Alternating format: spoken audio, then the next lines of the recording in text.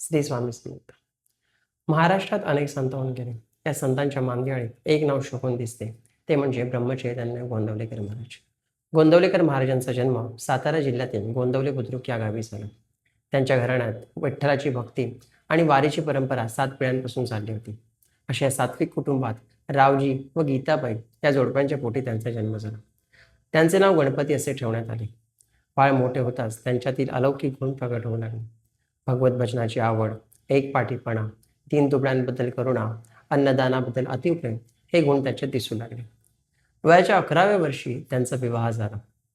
परंतु गुरुभेटीची तळमळ इतकी वाढली होती की ब्रह्मज्ञानाचे आपले ध्येय गाठण्यासाठी त्यांनी सर्वस्व त्याग करून आईला सूचना देऊन गुरुशोधार्थ भारतभ्रमण सुरू केले.